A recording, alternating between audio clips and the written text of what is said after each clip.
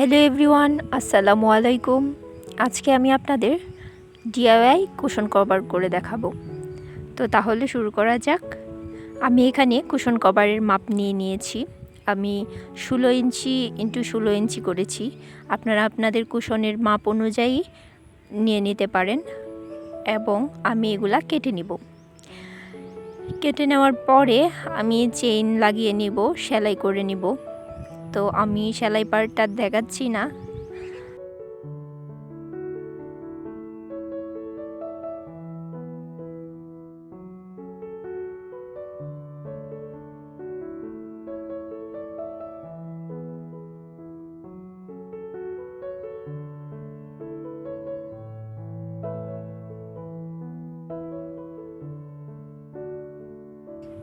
সেলাই করা হয়ে গেলে আমি রং তৈরি করে নিব।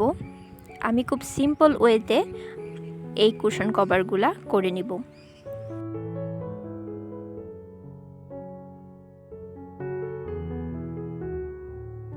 আমি এখানে র কালার নিয়ে নিয়েছি।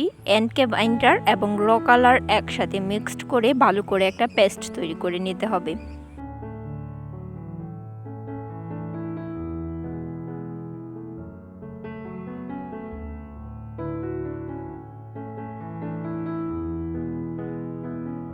তো পেস্ট করা হয়ে গেলে আমি এখানে পেন্টিং করার জন্য ফেব্রিক পেইন্টার ইউজ করব। কাঠের যে নকশাগুলো আছে এগুলা আমি 30 টাকা দিয়ে কিনে নিয়েছিলাম।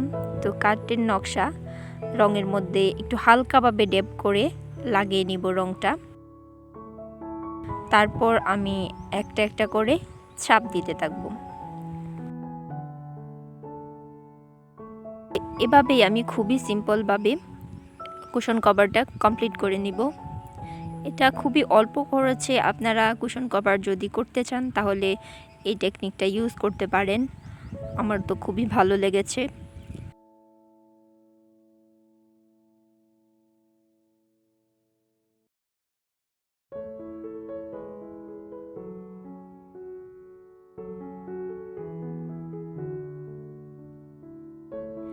আমি আরেকটা কুশন কভার একইভাবে করে নিব।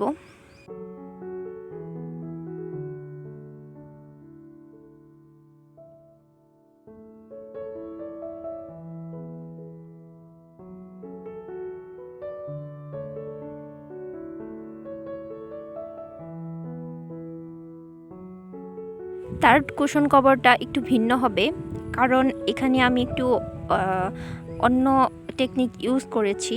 আমি একটু অর্ধেকটাকে পেইন্ট করেছি কুশন কভারের, আর অর্ধেকটা খালি রেখেছি।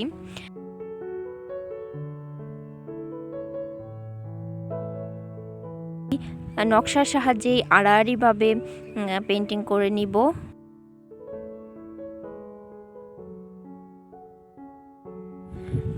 তারপর আমি একটা ঢেঁড়স নিব।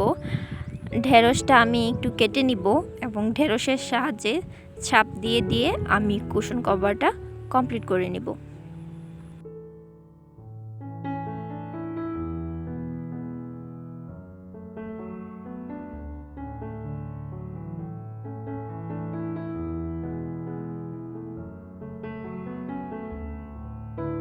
কুশন কভারটা কমপ্লিট করা হয়ে গেলে আমি এখানে টার্সেল লাগিয়ে নিব।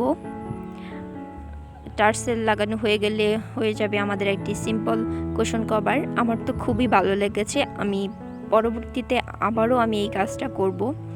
তো আপনাদের কেমন লাগলো অবশ্যই জানাবেন এবং আমার চ্যানেলটি সাবস্ক্রাইব করবেন।